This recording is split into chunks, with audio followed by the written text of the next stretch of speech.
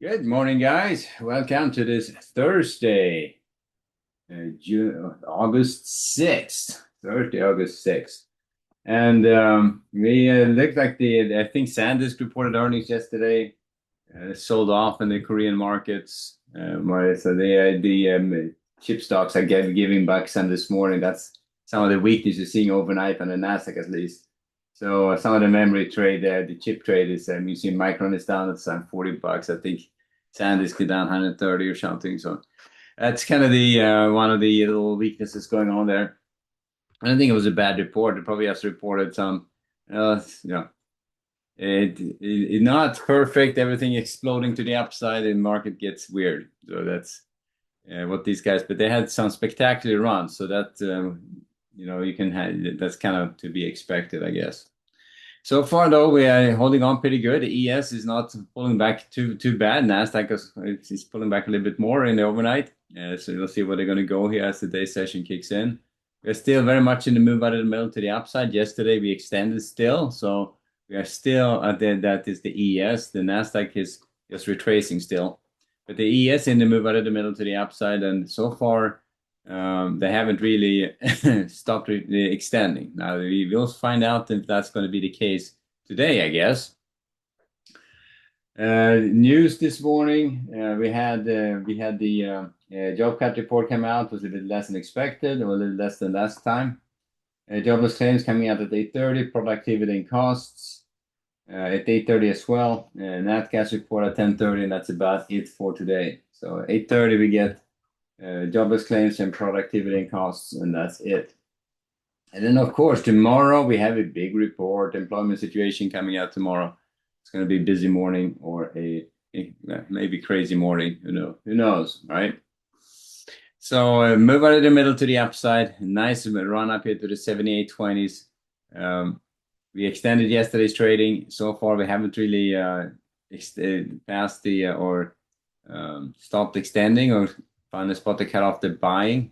However, it looks pretty doable today, though. If this is going to be the end of it, the 78.20s. It depends on what happens in today's trading. So if they start pulling back and retracing some of this action in the day session, well, I don't think we're going to be making new highs, and probably going to start looking for that spot to cut off the selling instead. So that's just the normal progression of a profile. The initial move to the upside, we had to wait for that to be cut off, and then we're looking for a spot when they start retracing, a spot to cut off the selling.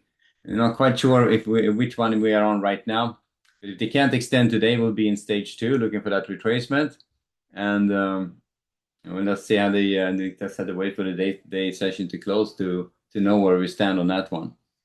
However, I would start off range bound right now. They said the ES took out the lows a little bit. This edge was a little bit stronger yesterday. They right have been trading all across that all day they've been trading. They took out that edge and they've been building value around it. So new edge is on the downside at 77.50s, and the overnight has been pretty much just been going sideways there.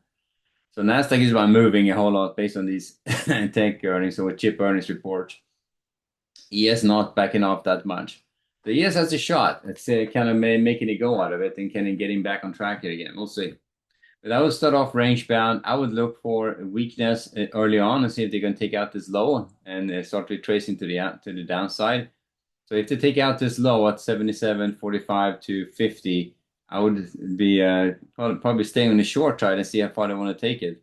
The only two levels here is really you had the mean here from that run up here. You have the little volume edge here, and that's pretty much down here at the and then back down here at 77.60. So we have a lot of range to retrace, all the way down to the 76.30s before we find support again. So this could certainly be a pretty big move to the downside.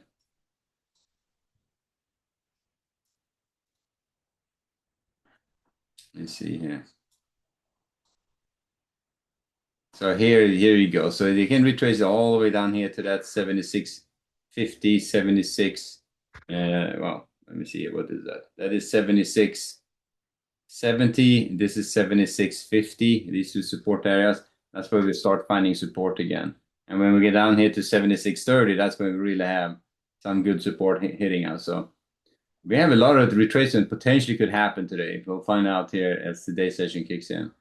Not a lot of news to drive the market, so it could certainly just stall here and start trading back up again. We'll just have to wait and see. But I'm going to start off looking for weakness to see if they can take out this lower edge. I'm still looking to buy against it if they fail to do so for rotations back up. And early on, I will start off looking for a short against that 77.70s. But if they start taking that out, I'm going to start looking for a retracement to the upside. So a pretty tight range going on here, and it depends on which side you're going to trade on. Is kind of the direction I'm probably going to try to trade this morning. So that's pretty much the dynamic on the ES. So they start taking out this area, the 76.70s. I'm dragging this down a bit here. Let me see.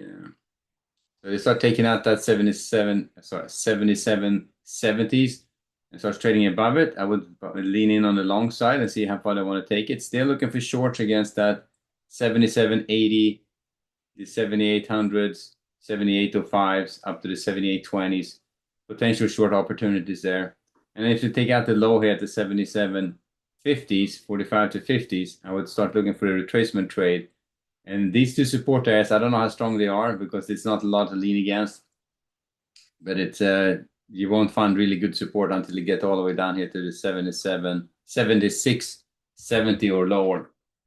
And that's kind of where we are. We'll see how that develops. But I'll look for this is this is the range I'm looking at, these two levels. So below 77, 45 to 50. Stay on the short side at these two. See how far they're going to take it. Above that 77, 70s. Stay on the long side and see how far they want to take it on the upside. And let's see how the day develops. On the NASDAQ. All right, I'm getting hammered a little bit. So they were up here against that resistance area right there by the 30,060. Remember, we had this F1 up here, this level here on the F1, this volume edge. Key question was, are they going to be able to take it out? They could not. They ran right into that area, backed off. Now they're heading back, testing that lower support area again. So that they're retracing this whole thing back down again. A true to form for the NASDAQ, right? So that they can certainly take this all the way down here at the 29 to 60 to 70s. A lot of range. So this is 29,200. This is like there's almost 800-900 points of range right here, and they in 2 days they just whip right through it. So a crazy time is what it is. And but you can see like late in the session yesterday, they held on pretty darn good, but late in the session they took out that support area at the 29,700s and took it quite a bit lower overnight. Yes, took it a bit lower. And this, I think this is all about that earnings report from SanDisk impacting NASDAQ. So these the tech stock, they've been hoarding range, or not range, but the valuations. So they've been running up so hard. SanDisk, it ran up super hard. They backing off 50% is not necessarily unheard of. I mean, when that happens, but there's a lot of value going on there. A lot of value which is being whipped around. So we'll see if they're going to try to take it lower. I would not be surprised if they run it down here into the 29,290. So as they get down here to support 29,290s, the 220s, here's where you expect to find good support. So I would probably start off on the short side on the NASDAQ, looking to sell strength, at least up to that London high. So looking for shorts against that 530s and the 570s, 65 to 70s for rotations down. And if they take out that London high, I would probably start looking for more of a retracement trade here back up again. So looking for short setups against the 440, that would be aggressive. The 520s up to the 560 to 70 here for rotations back down again. And I'm probably not going to be aggressive on the buy side unless they get down all the way down here to the 280 or 220, maybe even lower. So these are the areas I would start looking for buying opportunities a little bit more aggressively.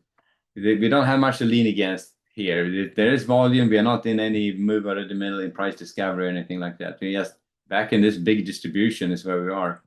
So we don't have any obvious edges here. We have a good edge up here at the 30,070s. We have a good edge down here at the 29,260 to 300, and that's these two support areas.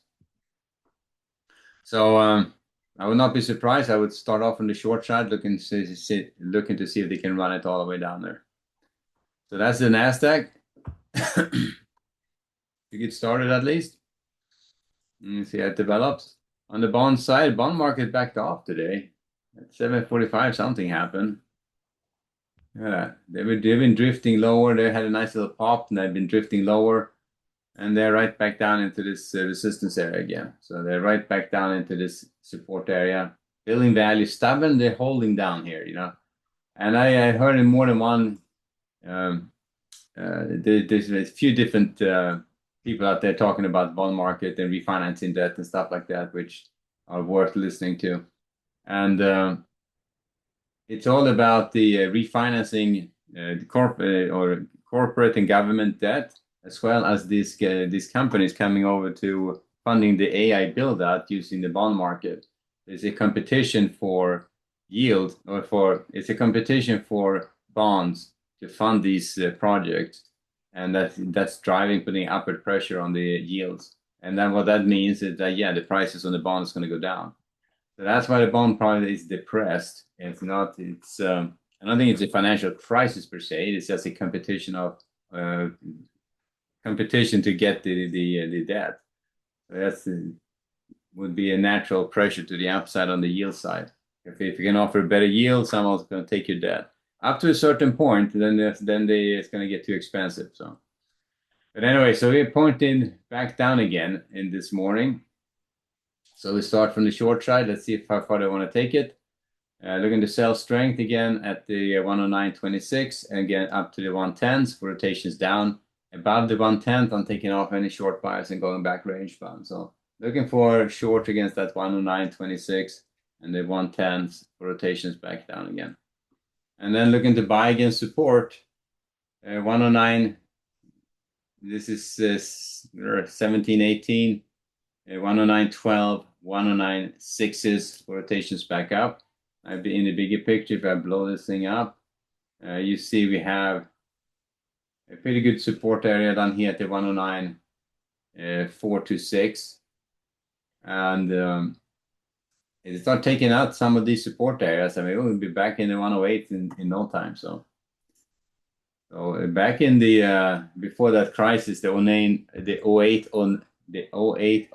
This is word from a saying word today. 2008 and 9, when the real estate crisis kicked in, the mortgage rate, the bond was trading at like almost the 100, 102, 103. The yields were up at 7-8%, you know, and then suddenly they dropped everything to zero, and bond prices spiked up like crazy. Now we've been grinding this whole thing down over a 20-year period, back down here to almost back down to where we started. So we'll see. It's but bond market definitely traded from the short side to get started. Let's see what happens from there. And nothing to do with the cryptos this morning. Nothing's happening of interest there right now. The still holding off the Clarity Act. It was talked about yesterday. They're still messing around with it. You know, I have my opinion about it, but it's amazing how hard they're going to try to make that in terms of passing. And it's all about getting this ethics language in there, because and it's political. It's not like they're not trying to do it. They're just trying to prevent Trump and his sons from doing business in the crypto market. If you didn't know, his sons are involved in the crypto market fairly heavily. So it's all about, that's kind of where the background comes from, but it's just holding up a whole industry. So they're nearsighted objectives holding up a bigger picture. What's going on right now? Anyway, we'll see if the Clarity Act can pass. You'll see the crypto start popping. Some more activity is going to start happening there, and that whole market could come back to life again. Right now, it's just waiting for that clarity. And if it doesn't come, we're probably going to just stay depressed for a while. Anyway, And what happens? These companies, they just go do their own thing, and they're not going to stop being companies and trying to make money and all that stuff. They just find different ways of doing it without any guidance. So anyway, we'll wrap it there for now, guys. So on the ES and the Nasdaq, the ES starting off range bound, watching these levels, the 77.45 to 50s and the 77.70s. On the Nasdaq, starting off on the short side, looking to sell strength and see if they can run it down to these lower areas, the 229 to 20 and the 290s. So we'll see. All righty, guys, we'll wrap it there. I'll see you back at 11:30 for the next update, and let's see how this develops. All right, guys, later.